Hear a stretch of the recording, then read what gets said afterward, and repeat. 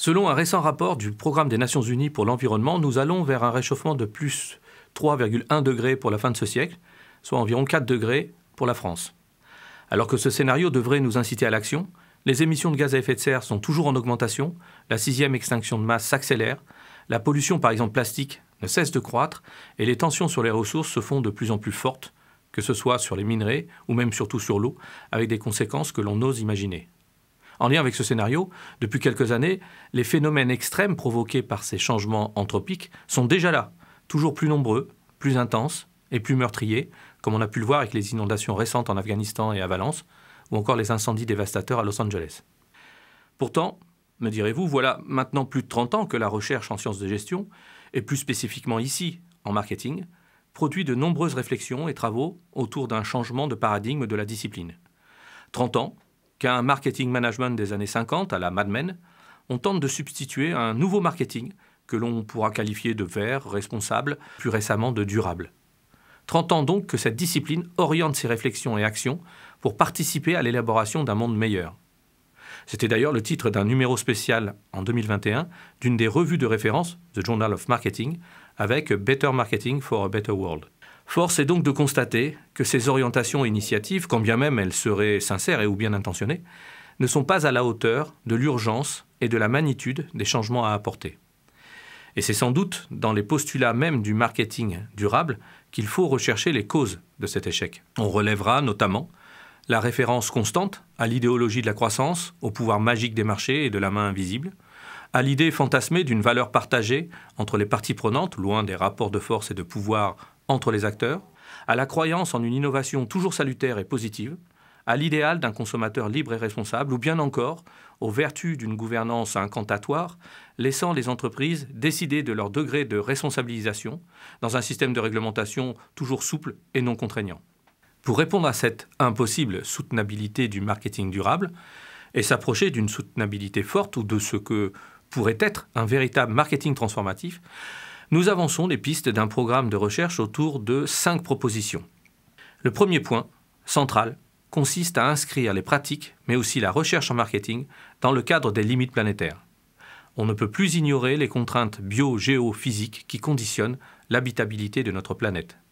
Seul chemin vers l'adoption d'une approche systémique par ceux qui pensent et ceux qui font du marketing, il s'agit notamment de revoir les rapports au vivant et à la biodiversité et de s'ouvrir aux sciences physiques et climatiques ainsi qu'aux autres sciences sociales et humaines. En cela, nos formations et notre recherche doivent être obligatoirement décloisonnées et donc nécessairement interdisciplinaires si l'on veut comprendre le sens et l'implication de ce qui est marketé, valorisé, mais aussi théorisé, conceptualisé et in fine enseigné. En second lieu, la prise en compte des limites planétaires amène très rapidement à s'interroger sur la place centrale de la croissance dans le champ du marketing. Parce qu'une croissance infinie dans un monde fini n'est plus possible, il faut nous orienter vers d'autres représentations et modalités de développement que l'on va rechercher du côté de la décroissance, de la post-croissance ou d'une économie stationnaire en lien avec un épanouissement écologique et humain. Cela passe, comme le montrent Bonnet, Landivard et Monin, par l'abandon et le renoncement de recherche et pratiques portées par une économie carbo-fossile et la redirection des activités de production et de consommation vers des modes de vie en adéquation avec un nouvel état du monde et ses limites. Pour ce faire, et c'est la troisième proposition, le marketing doit également intégrer et travailler de manière complémentaire avec d'autres formes d'allocation des ressources, comme par exemple le don, le partage, l'échange réciproque, ainsi que des modalités de redistribution des biens en s'orientant vers la planification, la régulation et la coopération, plutôt que de se limiter essentiellement au marché, à la compétition et à la concurrence.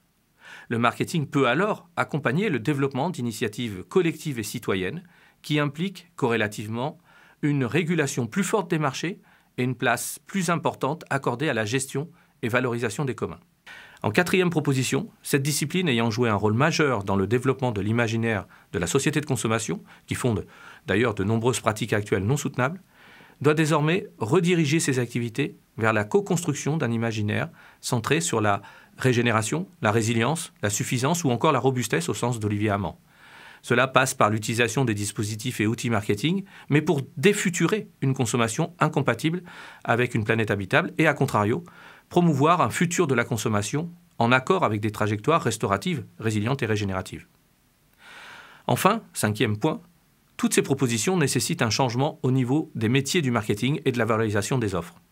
Changement allant de la formation de ces praticiens à l'identité même des enseignants-chercheurs en amont de cette discipline.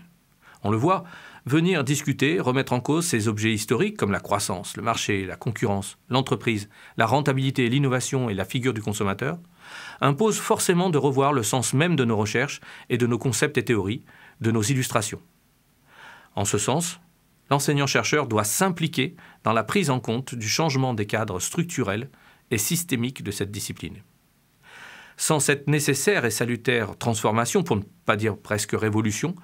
il y a de forts risques pour que le marketing, en tant qu'acteur des changements des modes de production et de consommation et de nouvelles façons d'habiter le monde, reste au mieux inutile,